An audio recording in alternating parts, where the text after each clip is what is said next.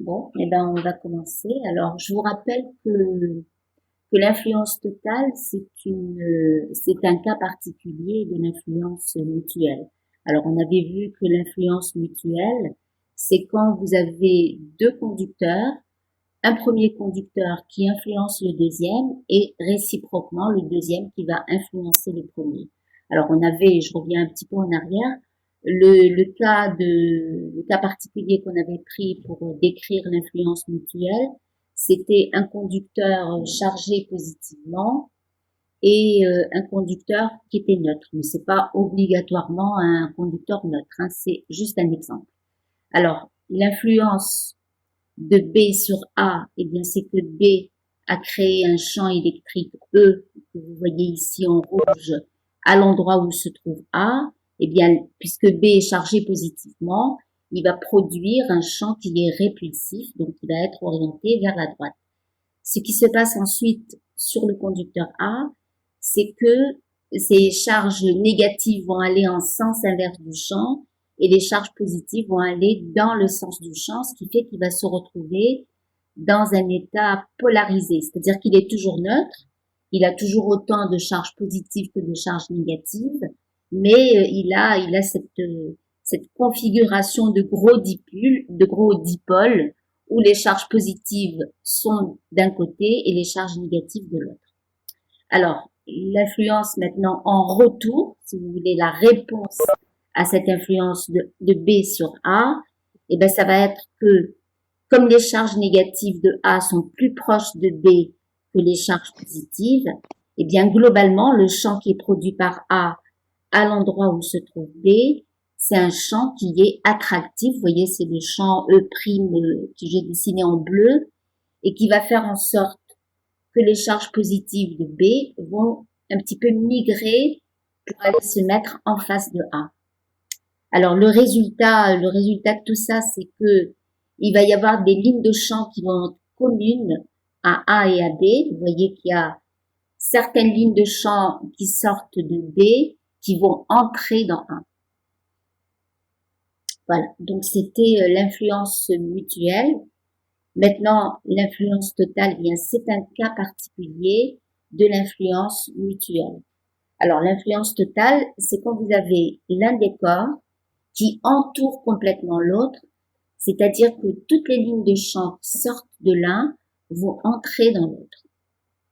Alors, voilà un exemple d'influence totale. Vous avez le conducteur A qui est creux et à l'intérieur de la cavité, à l'intérieur du vide, et ben vous mettez un autre conducteur qu'on a appelé B.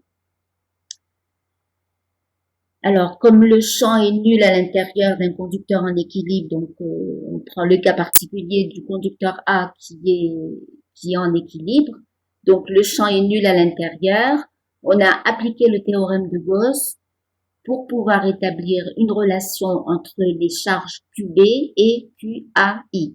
Alors, je vous rappelle que les charges, que sur le corps A, il y a de la charge sur la surface intérieure, c'est tout ça, la surface intérieure.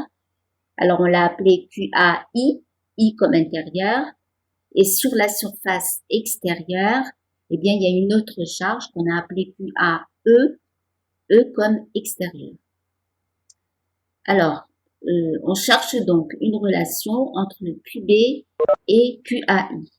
Alors, on a appliqué le théorème de Gauss à une surface fermée qui se trouve à l'intérieur du conducteur A.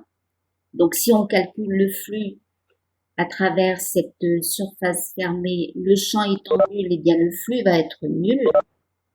Ce qui fait que, quand on applique le théorème de Gauss, phi égale Q intérieur sur epsilon 0, eh bien, puisque le flux est nul, à cause du champ qui est nul, eh bien, on va trouver que la charge intérieure est égale à 0. Alors, quelle est la charge qui se trouve à l'intérieur de cette surface de Gauss? Eh bien, c'est la somme QB plus QAI.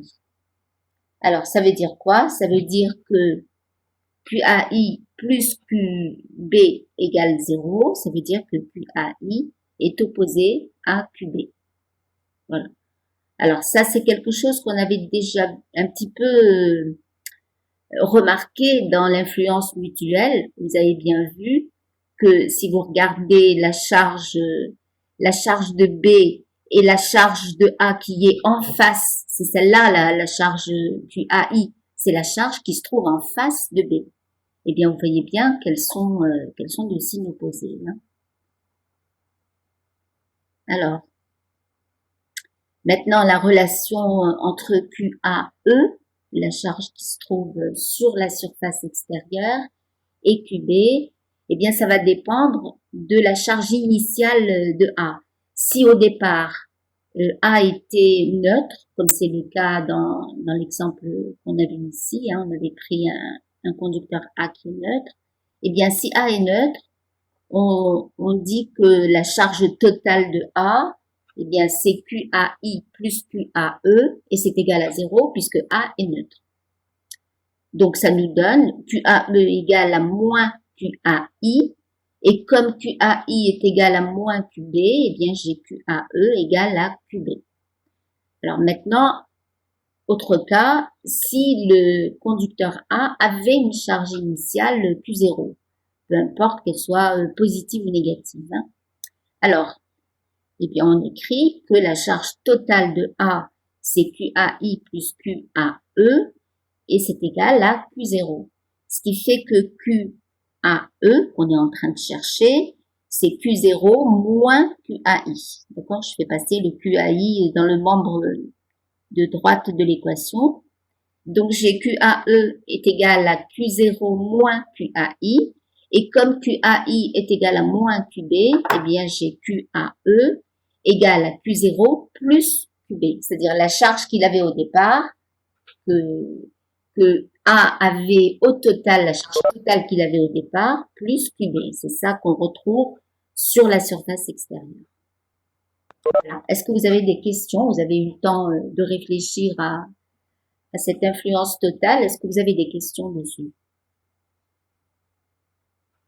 Alors, vous n'avez pas compris pourquoi la charge intérieure est égale à 0. Alors, c'est parce que j'ai pas détaillé ici. Alors, vous avez on applique le théorème de Gauss à la surface que j'ai dessinée en pointillé en rouge. D'accord? Alors, on va dire que le flux à travers cette surface, c'est la somme des flux élémentaires. Alors, les flux élémentaires, c'est quoi? C'est la somme, c'est l'intégrale sur S de tous les produits scalaires E, D, S. D'accord? Et quand vous regardez chacun de ces produits scalaires E, D, S, ben vous voyez que c'est nul parce que le champ, oui, c'est ce que je suis en train de faire. Hein. Vous voyez que, oui, normalement, je suis en train d'enregistrer. Je vais vérifier. Hein. Oui, il est en cours. Hein, l'enregistrement est en cours. Alors, je répète pour... c'était Hassas, je crois, qui avait posé la question. Oui, Hassas Imen. Alors, je reviens à l'application de mon théorème de Gauss. J'ai donc une surface fermée. Je cherche, on va partir de l'objectif. Mon objectif, c'est de trouver une relation entre QB et QAI. Il faut que je vois, est-ce qu'il y a une relation d'égalité ou pas entre la charge portée par B et la charge portée par la surface de A qui est en face de B. D'accord? A entoure complètement B, elle a deux surfaces, une surface intérieure et une surface extérieure, et on veut savoir, la surface intérieure, c'est celle-là qui est tout le temps en face de B. Alors, ce qu'on veut savoir, c'est est-ce qu'il y a une relation entre la charge portée par la surface intérieure de A et la charge de B, qui est elle aussi portée sur la surface de B. Alors, on a choisi une surface de Gauss qui entoure à la fois QAI et QB, d'accord? Puisque dans le théorème de Gauss, il y a la charge enfermée à l'intérieur de la surface de Gauss. Donc, si je prends cette surface-là, je suis sûre que je vais pouvoir établir une relation entre QB et QAI.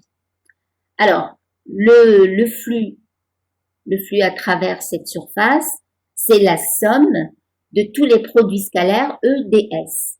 Or, A étant un conducteur en équilibre, le champ est nul partout à l'intérieur de ce conducteur, c'est-à-dire à l'intérieur de toute la partie qui est assurée, eh bien le champ est égal à 0. C'est une propriété des conducteurs en équilibre. Alors, ça veut dire que chacun des produits scalaires EDS va être égal à 0. Quand vous faites la somme de tous ces termes qui sont tous nuls, eh bien on trouve le flux qui est égal à 0. Alors, dans ma formule du théorème de Gauss, j'ai phi égale Q intérieur sur epsilon 0, eh bien j'ai déjà le membre de gauche qui est égal à 0, on vient de le démontrer. Donc, si phi égale 0, eh bien de l'autre côté, j'ai quoi? J'ai Q intérieur sur epsilon 0, eh bien la seule possibilité pour que l'équation soit juste, eh bien c'est que Q intérieur soit égal à 0. D'accord? Et ce Q intérieur, quel est-il? Eh bien c'est QAI plus QB. Ce qui fait que QAI va être opposé à QB. Est-ce que c'est bon, Hassas?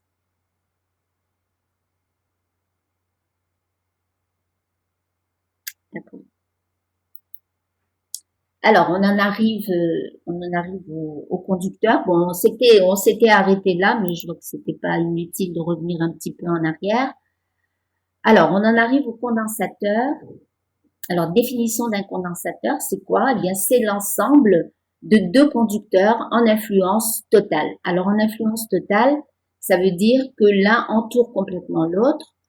On devrait plutôt dire que l'un est complètement en face de l'autre. Parce que vous avez déjà vu au lycée un cas particulier de condensateur qui est le condensateur plan. Eh bien, c'est quand vous avez deux plans qui sont en face l'un de l'autre. Et que toutes les lignes de champ, une fois que les deux plans sont chargés, toutes les lignes de champ qui sortent d'un plan entrent dans l'autre. Voilà ce que c'est que l'influence totale. Alors, ça s'applique aussi à deux cylindres coaxiaux. Ça s'applique à deux sphères concentriques, deux conducteurs sphériques qui ont le même centre. Tout ça, ce sont des conducteurs en influence totale. Il faut qu'ils soient toujours l'un en face de l'autre ou l'un qui entoure l'autre. Alors, qu'est-ce qu'on a de particulier? Bien, on vient de voir que on a une relation entre les charges qui se trouvent sur les surfaces et qui sont en face l'une de l'autre. Donc, ça veut dire que sur mes deux conducteurs qui sont en influence totale, si ce sont des conducteurs, l'un qui s'appelle A et l'autre qui s'appelle B, eh bien, je vais avoir la quantité de charge portée par celui qui est chargé positivement égale en module à la quantité de charge qui est portée par celui qui est chargé négativement. Alors, on appelle ça la charge du condensateur, c'est-à-dire que c'est quelque chose qu'on va toujours compter positivement parce que c'est le module des charges portées par chacun des deux conducteurs. Alors, la représentation, pardon, j'ai sauté une étape. Alors, la charge de ce condensateur, eh bien, elle est reliée à la différence de potentiel qu'il y a entre les deux conducteurs par cette équation Q égale C VA moins VB. Alors, C, cette constante de proportionnalité qu'on a déjà eu l'occasion de rencontrer pour un conducteur tout seul, on avait vu que C, c'est ce qu'on appelait la capacité du conducteur. Et bien ici, c'est la capacité du condensateur. Alors, c'est quoi la capacité? C'est l'aptitude, la propriété de garder de la charge quand vous portez les deux éléments du condensateur, donc les deux conducteurs A et B, à une différence de potentiel. À chaque fois qu'il y aura une différence de potentiel entre les deux conducteurs qui forment le condensateur, eh bien, vous aurez de la charge qui va apparaître dans ce condensateur. Alors, cette constante de proportionnalité, donc, entre la charge et la différence de potentiel, c'est ce qu'on appelle la capacité du condensateur. son unité sera le farad, exactement comme pour la capacité d'un conducteur qui est tout seul, et la représentation d'un condensateur, eh bien, c'est deux traits parallèles de même longueur pour bien montrer que ce sont des conducteurs qui sont en face l'un de l'autre, mais qui sont pas reliés, ils sont juste en face l'un de l'autre, ils sont pas reliés par un élément conducteur. Alors, cette capacité, eh bien, elle dépend de la géométrie des deux conducteurs et elle dépend de la nature du milieu qui les sépare. Si entre les deux conducteurs il y a du vide, eh bien la capacité du condensateur aura une certaine valeur pour la même géométrie. Maintenant, si vous mettez un milieu diélectrique entre les deux, eh bien vous allez changer la nature du milieu, donc vous aurez la capacité qui va changer de valeur. Alors on va voir une méthode de calcul de la capacité d'un condensateur. Alors, c'est en 3 étapes. D'abord, on calcule le champ à l'intérieur du condensateur. Alors, quand je dis à l'intérieur, c'est dans l'espace qui se trouve entre les deux conducteurs. Une petite seconde.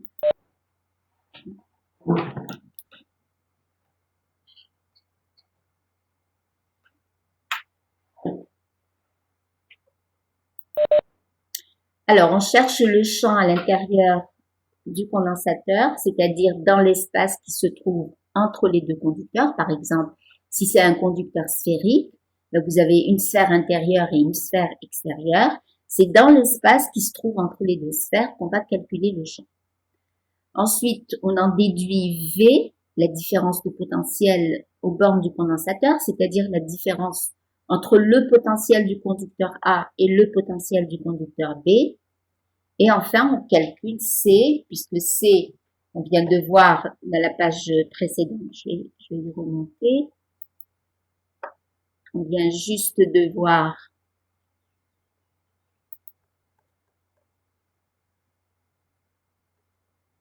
pardon, c'est pas là. C'est une page 4.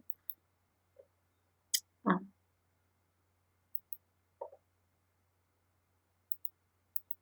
Voilà. Alors, on a vu que Q égale à CVA moins VB, c'est-à-dire Q égale CV. Ça veut dire que si je veux avoir C, eh bien, j'écris que c'est Q divisé par VA moins VB, donc divisé par V. D'accord? Alors, on va faire un exemple de calcul de la capacité d'un condensateur. On va prendre le condensateur que vous connaissez, c'est le condensateur plan. Alors, il y a un petit problème sur le dessin, c'est 2 plans, hein, c'est les icônes de mes charges qui ont un petit peu effacé le plan. Alors, vous avez un plan, alors, donc on va considérer que ce sont des plans infinis pour pouvoir dire qu'ils sont en influence totale. Il faut que chaque partie du plan chargé positivement soit en face de chaque partie du plan chargé négativement. C'est-à-dire que ça suppose que ce sont des plans de très très grande dimension.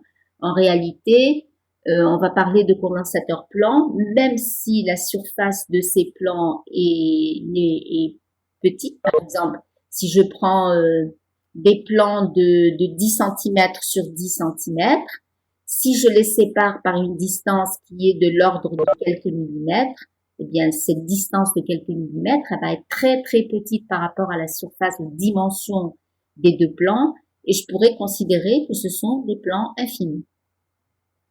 Voilà. Alors, pour calculer le champ, je vais faire appel à deux choses, au théorème de Gauss et au principe de superposition. Alors, j'ai mis ces deux plans sous une différence de potentiel grand V. Alors, il sert à quoi ce générateur?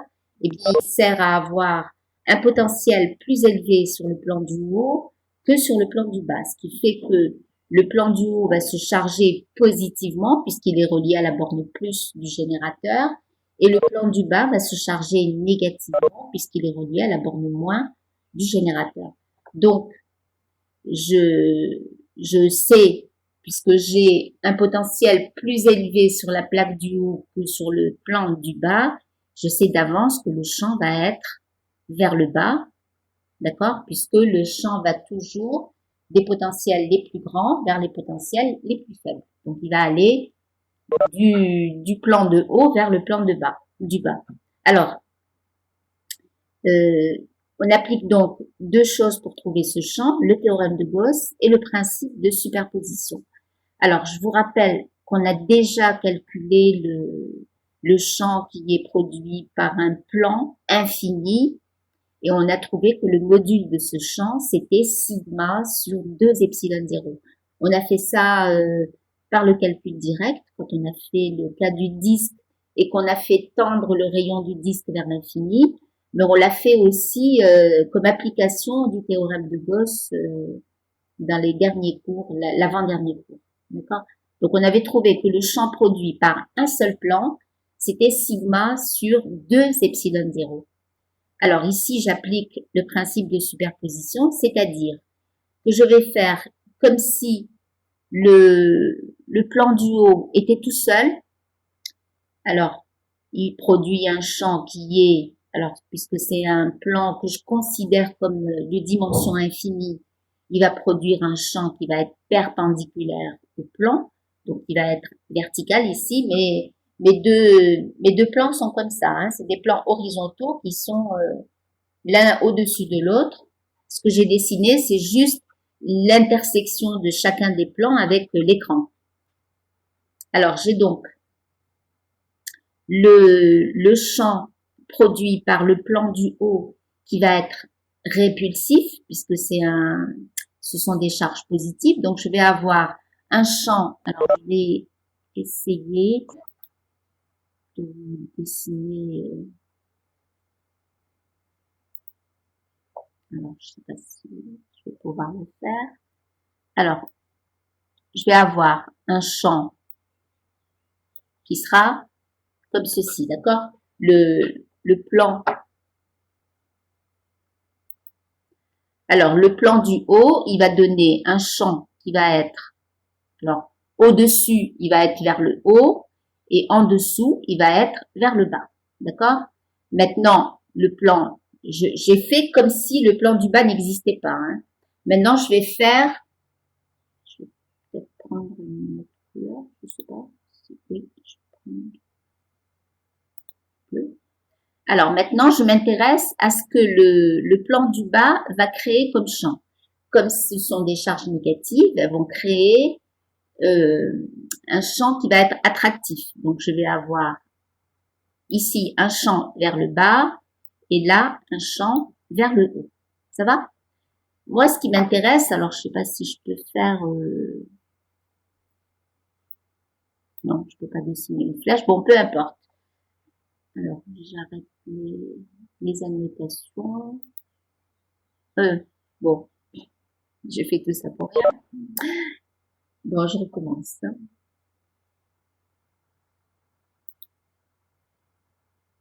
Alors, j'ai donc ce plan-là qui donne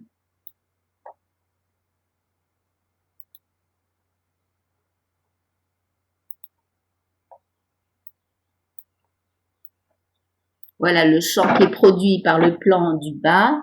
Je vais changer de couleur pour dessiner le champ qui est produit par le plan du haut. Alors, il va être dans cette partie, il va être vers le haut et dans cette partie, il va être vers le bas. Ça va?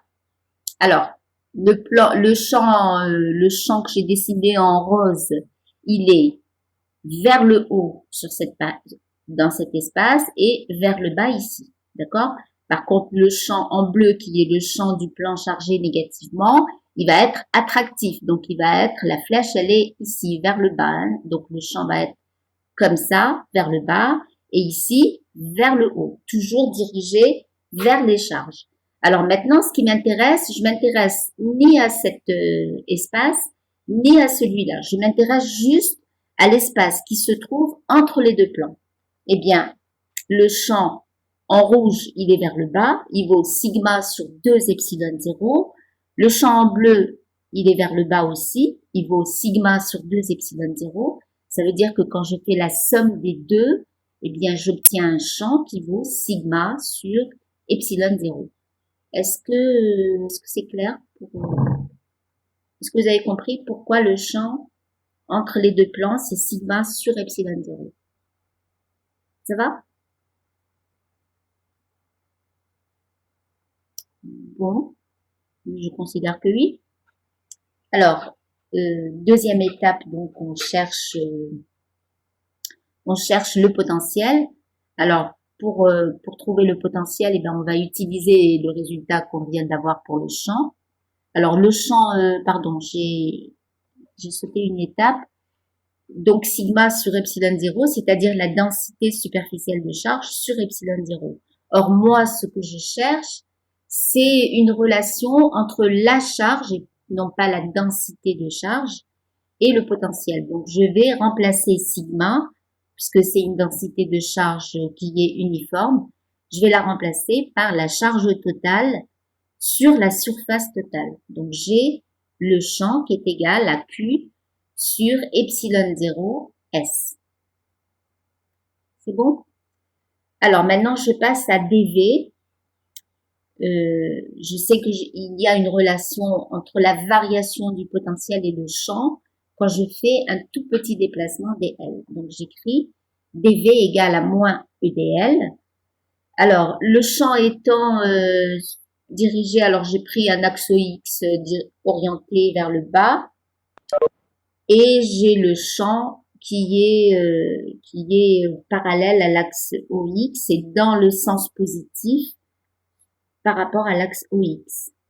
Donc, j'écris donc que le champ, eh bien, c'est juste la composante X et que dl, eh bien, ça sera uniquement sa composante dx. Donc, dv, c'est moins e dx. Pour avoir v, ben, j'intègre. Alors, j'intègre comment? Eh bien, je vais aller de la plaque chargée positivement, c'est-à-dire que je vais aller dans le sens des x positifs.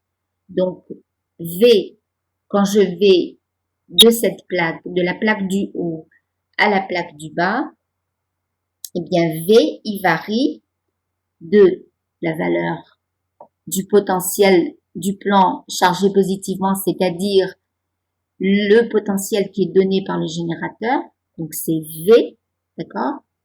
Je vais jusqu'au potentiel du plan chargé négativement, c'est-à-dire le potentiel de la borne négative du générateur, c'est-à-dire 0. Donc j'ai mon potentiel qui varie quand je me déplace sur l'axe X à partir de l'origine jusqu'à arriver sur le plan chargé négativement, eh bien le potentiel varie entre V et 0. Ce n'est pas, attention, c'est pas un signe moins, c'est le tiré, c'est le, oui, c'est pas un signe moins. Oui, c'est une erreur, hein, c'est pas un signe moins. J'ai l'intégrale, je vais peut-être pouvoir l'effacer. Bon, tant pis. Alors, il n'y a pas de signe moins ici, hein, c'est une erreur. Donc, je vais du plan du haut au plan du bas. Mon potentiel, il varie de V à 0. Et j'écris que c'est moins E dx. Donc, l'intégrale de moins E dx, eh bien, ce sera, puisque le champ est constant, je vais le sortir de l'intégrale. Je vais avoir moins E, somme des dx quand je vais de 0 jusqu'à petit e. Petit e, je l'ai appelé e parce que c'est l'épaisseur de mon condensateur. Alors, quand j'intègre, eh bien, l'intégrale de dv entre v et 0, eh bien, ça va être moins v, d'accord?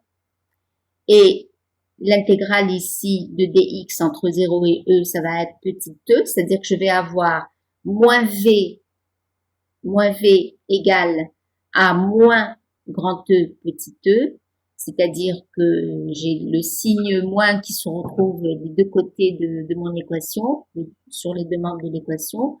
Donc, je vais pouvoir dire que V, c'est égal à E, le champ, multiplié par petit e. Or, le champ, eh ben, on a trouvé que c'était Q sur epsilon 0S. Donc, V, c'est Q sur epsilon 0S, E. Est-ce que c'est clair, le calcul du potentiel? C'est bon? On a juste utilisé le résultat qu'on a obtenu pour le champ et écrit que dV, c'est moins EDX. Alors, vous oubliez ce signe moins, là, je le corrigerai dans le PDF que je vous enverrai la prochaine fois. Alors, ensuite, eh bien, on écrit que C est égal à Q sur V. Eh bien, j'écris Q divisé par V, c'est-à-dire que je mets le V ici et tout ça passe à droite. Donc, C est égal à epsilon 0S sur E. Alors, je vous disais, c'est une formule que vous connaissez, vous l'avez déjà utilisée au lycée, hein, la capacité d'un condensateur plan.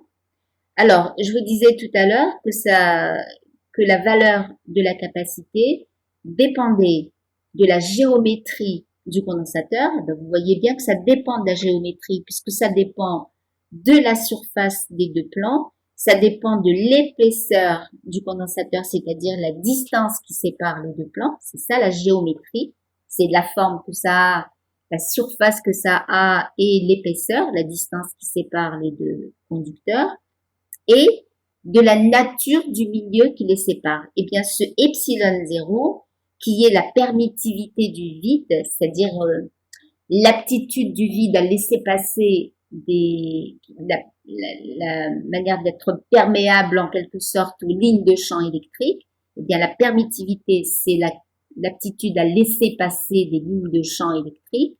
Eh bien, cette permittivité, elle change quand vous changez de milieu. Ici, on a epsilon 0 parce que c'est le vide, on n'a rien mis entre les deux conducteurs, mais on aurait pu mettre un autre milieu qui soit pas conducteur, mais qui n'ait pas la même permittivité que le vide. Donc à ce moment-là, eh bien, au lieu qu'on ait epsilon 0, on aurait epsilon, et ce epsilon, ça donnerait la permittivité du milieu en question. D'accord? Par exemple, si on met un diélectrique, eh bien, ça vous donnera ici, à la place de epsilon 0, on mettra le epsilon qui est la permittivité de ce diélectrique. Voilà, donc la capacité d'un condensateur dépend et de la géométrie des deux conducteurs, comment ils sont faits, et ça dépend de la nature du milieu qui les sépare, c'est-à-dire qu'est-ce qu'il y a entre les deux. Ça doit être un milieu non conducteur, d'accord, puisque les charges positives restent sur un conducteur et les charges négatives restent sur l'autre, donc c'est pas un milieu conducteur, mais il a cette capacité à se laisser traverser par des lignes de champ. Voilà pour la capacité d'un condensateur, c'est bon? Alors, on passe à l'énergie d'un condensateur. Alors, on montre que on a fait la démonstration pour un conducteur, mais on peut refaire la démonstration pour un condensateur. Eh bien, l'énergie potentielle d'un condensateur, c'est 1/2 de Q carré sur C, Q étant la charge du condensateur. Et comme Q est égal à CVA moins VB, eh bien, je peux aussi écrire que c'est 1/2 de Q VA moins VB, ou encore 1/2 de C VA moins VB au carré. Alors, me contacter si vous voulez avoir la démonstration. J'ai déjà reçu un mail de quelqu'un qui veut la démonstration du champ au voisinage d'un conducteur. Bon, ben, je vous l'enverrai. Est-ce que quelqu'un d'autre est intéressé par le champ au voisinage, la démonstration de l'expression du champ au voisinage d'un conducteur? On avait vu que c'était que le champ était nul à l'intérieur du conducteur, égal à sigma sur epsilon 0 au voisinage très très près de la surface, et que c'était sigma sur 2 epsilon 0 au milieu des couches superficielles de cette surface. Bon. Voilà, donc vous m'envoyez un mail si vous voulez que je vous envoie la démonstration. Elle est assez longue et au final, bon, ce qui compte, c'est un petit peu le résultat, donc j'ai pas détaillé. Alors, on va passer à des choses que vous connaissez déjà, les associations de condensateurs. Alors, pour un condensateur donné, eh bien, un condensateur ne peut pas supporter n'importe quelle différence de potentiel.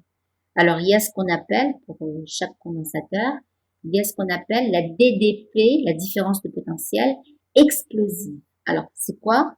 C'est une différence de potentiel qui, si vous la dépassez, eh ben, vous risquez de détériorer le condensateur. DDP explosive, ça donne bien l'idée, l'image d'un condensateur qui explose parce que vous avez dépassé la limite qu'il peut supporter. D'accord? Alors, comme on a quand même besoin de mettre une certaine différence de potentiel aux bornes d'un condensateur, on peut pas ne travailler que dans ces limites-là. Si on veut dépasser ces limites, eh bien, on est amené à faire des associations de condensateurs. Alors, il y a d'abord l'association parallèle. Alors, ça veut dire que, alors on va faire ça pour 3 condensateurs et puis après, on va généraliser à un nombre petit n de condensateurs en parallèle. Alors, ça veut dire que les condensateurs, j'ai un condensateur C1, C2, C3, ils sont tous les 3 sous la même différence de potentiel. C'est-à-dire que leurs bornes, les armatures chargées positivement sont reliées entre elles et les armatures chargées négativement sont reliées entre elles. Et on appelle ça une association parallèle parce que vous voyez bien que les 3 condensateurs sont en parallèle. Ils sont sous la même différence de potentiel. Alors, ce que je cherche, c'est remplacer ces 3 condensateurs par un seul, d'accord, qu'on appellerait le condensateur équivalent. Alors, qu'est-ce que c'est qu'un condensateur équivalent? C'est un condensateur fictif, il n'existe pas matériellement, mais c'est le condensateur qui pourrait remplacer ces 3 condensateurs en parallèle. C'est-à-dire qu'il porterait la même quantité de charge quand vous le mettez sous la même différence de potentiel. Alors, qu'est-ce qu'on a comme relation entre les charges? Eh bien, vous voyez bien que les armatures chargées positivement, eh bien, elles sont toutes reliées entre elles, donc elles forment un seul et même conducteur. Eh bien, ce sera l'armature de gauche de ce condensateur équivalent, d'accord?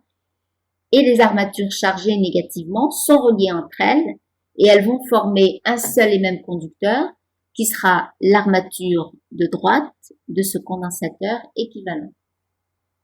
Ça va? Donc, la charge de l'armature chargée positivement, qu'on appelle plus Q, eh bien, ça sera la somme des 3 charges, Q1 plus Q2 plus Q3. Et l'armature négative aura pour charge moins Q, qui sera la somme de moins Q1, moins Q2, moins Q3. D'accord? Donc, la charge de ce condensateur équivalent, ça sera la somme des 3 charges Q1, Q2, Q3. Alors maintenant, on remplace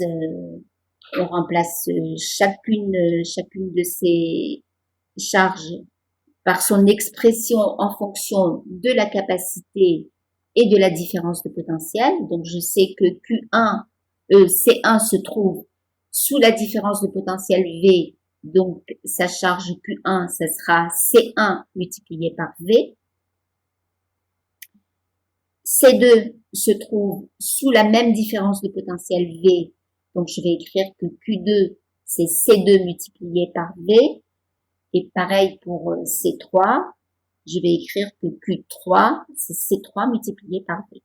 Alors, si vous simplifiez par V, eh bien, on obtient C, la capacité du condensateur équivalent, égale à C1 plus C2 plus C3.